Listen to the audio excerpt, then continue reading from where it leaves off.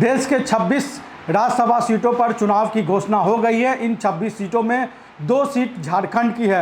उसमें से एक सीट दिवंगत दिसोमगुरु शिबू सोरेन के निधन से खाली हुई थी और दूसरी सीट जो बीजेपी के पूर्व प्रदेश अध्यक्ष रहे हुए हैं दीपक प्रकाश, मौजूदा राज्यसभा सांसद हैं, उनकी सीट है। यानी कि एक सीट जो 2025 में अगस्त में खाली हो गई थी और दूसरी सीट जो दीपक प्रकाश की सीट है, बीजेपी के जो राज्यसभा सांसद है उनकी सीट है।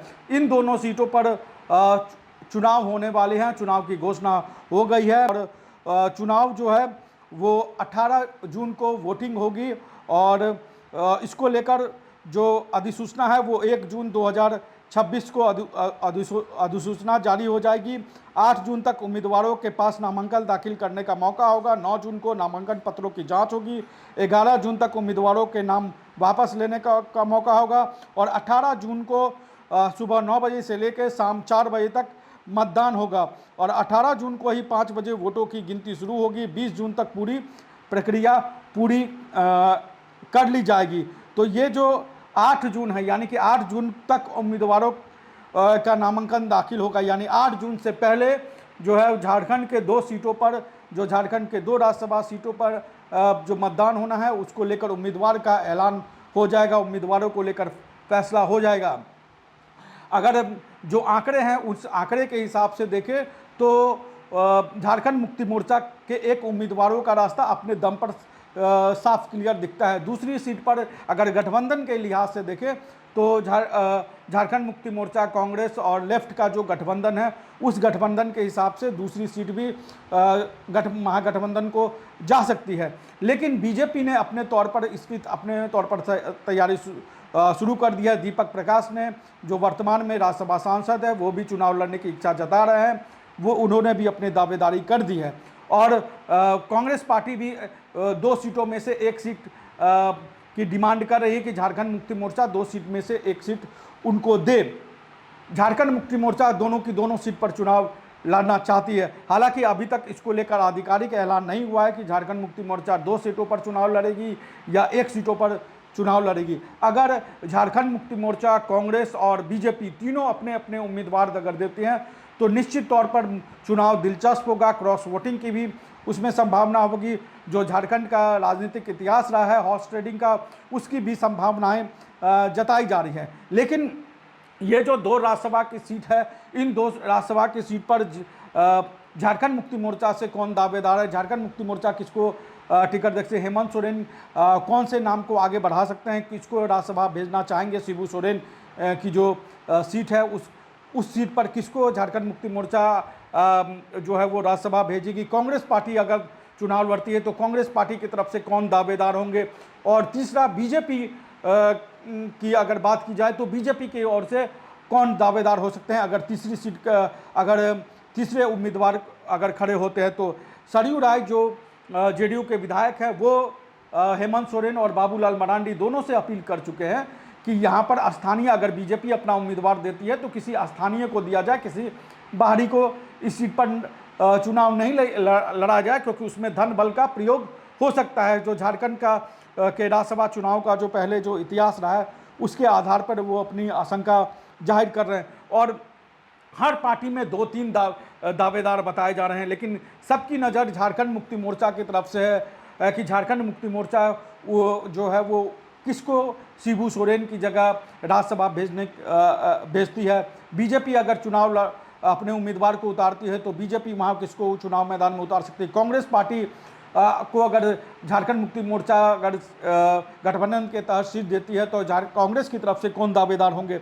लेकिन एक जो तरह तरह के नाम है, तरह तरह के कयास चल रहे हैं। कई बार कल्पना सोरेन का भी नाम आया, लेकिन उसको लेकर कोई अभी तक कोई पहल नहीं दिखती और उसकी कोई संभावनाएं भी कल्पना सोरेन को लेकर नहीं दिखती है, क्योंकि कल्पना सोरेन गांडे की वर्तमान में विधायक है और उनकी जिस तरीके से अपने विधानसभा क्षेत्र में सक्रियता रही है या सक्रियता है, वो संभावनाएं बहुत कम दिखाई दी। हालांकि इसका फैसला हेमंत सोरेन करेंगे कि किसको राज्यसभा भेजा जाए। लेकिन एक बात तय है कि हेमंत सोरेन चाहेंगे कि शिबू सोरेन की जगह कोई अगर ऊपरी सदन में जाता है, राज्यसभा में जाता है, तो कोई आदिवासी चेहरा जाए, क्योंकि वर्तमान में जो 2 राज्यसभा संसद सदस्य हैं झारखंड मुक्ति मोर्चा की तरफ से। एक महुआ मांझी हैं, वो बंगाली समाज से आती है। एक सरफराज अहमद हैं जो कि अल्पसंख्यक समाज से आते हैं। तो निश्चित तौर पे आदिवासी समाज का कोई नुमाइंदा नहीं है। तो इसकी प्रबल संभावना है कि हेमंत सोरेन अगर वो दोनों 2 सीट पर उम्मीदवार उतारेंगे तब, या एक ही सीट पर वो उम्मीदवार उतारेंगे तब, तो वो राज्यसभा के लिए एक आदिवासी चेहरा को जो है वो चुनाव मैदान में उतार सकते हैं, उसको राज्यसभा भेज सकते हैं। और उसमें जो एक संभावनाएं बन रही हैं, वो संभावनाएं बन रही है हेमंत सोरेन अपने, हो सकता है कि परिवार के किसी सदस्य को भेजे, क्योंकि दिल्ली में झारखंड मुक्ति मोर्चा की बातों रखने के लिए, या दिल्ली में झारखंड मुक्ति मोर्चा की नुमाइंदगी के लिए, या शिबू सोरेन की जगह एक बड़ा आदिवासी चेहरा के लिए, बड़े नाम के लिए कोई परिवार का सदस्य हो सकता है। और उसमें उनकी बहन अंजलि सोरेन सबसे पहले उनका नाम आता है। अगर कल्पना सोरेन राज्यसभा नहीं जाती हैं, जिसकी संभावनाएं कम है, तो एक अंजलि सोरेन का नाम आ सकता है कि वो राज्यसभा जाए। हेमंत सोरेन उनके ऊपर दाव चल सकते हैं। अंजलि सोरेन राजनीतिक रूप से हम नहीं कहेंगे कि निष्क्रिय हैं, क्योंकि वो उड़ीसा के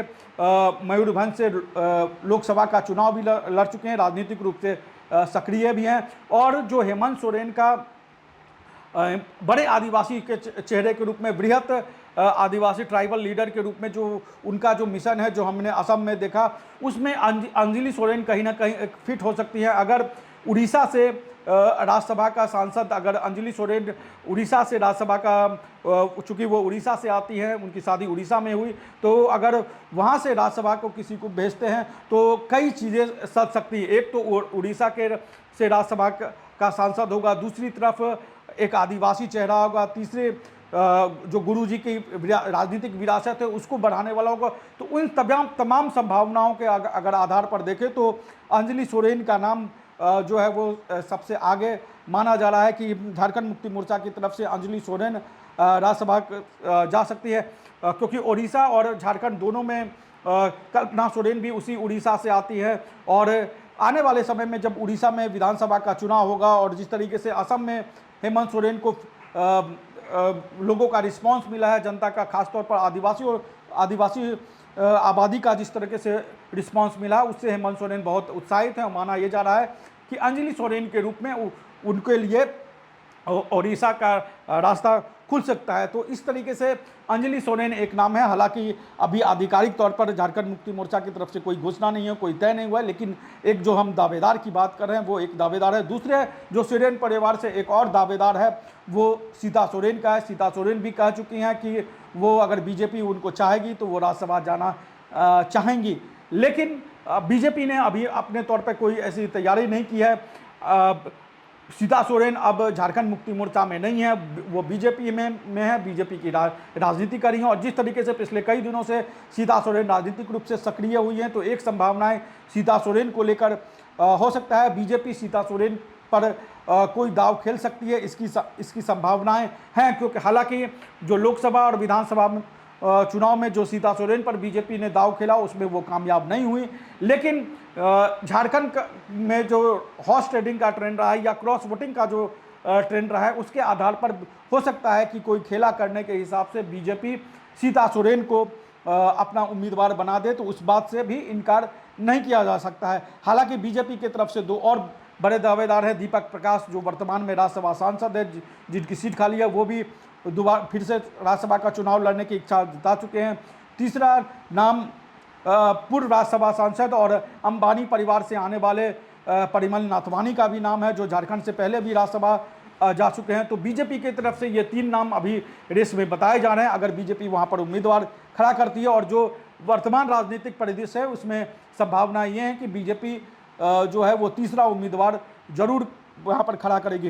अगर जो तीसरी राजनीतिक पार्टी है वो कांग्रेस है, तो कांग्रेस की तरफ से कौन दावेदार है? कांग्रेस की तरफ से जो 2 नाम सामने आ रहे हैं उसमें से एक नाम पूर्व राज्यसभा सांसद धीरज साहू का हो सकता है। धीरज साहू जिनको लेकर लोकसभा चुनाव से पहले जिनके ठिकानों पर ईडी की छापेमारी हुई थी और भारी मात्रा में कैश की बरामदगी हुई थी, उसके बाद जो राज्यसभा का चुनाव हुआ उसमें धीरज साहू ने अपने आप को पीछे रखा, उस चुनाव में नहीं लड़े, वो चुनाव वो नहीं लड़े। लेकिन अब जो राज्यसभा का चुनाव होने वाला है उसमें धीरज साहू एक उम्मीदवार हो सकते हैं। अगर धीरज साहू चुनाव लड़ते हैं तो संभावना ये है कि गठबंधन के तहत उनको वो सीट दी जा सकती है, क्योंकि उनका हेमंत सोरेन से भी बहुत अच्छे रिश्ते रहे।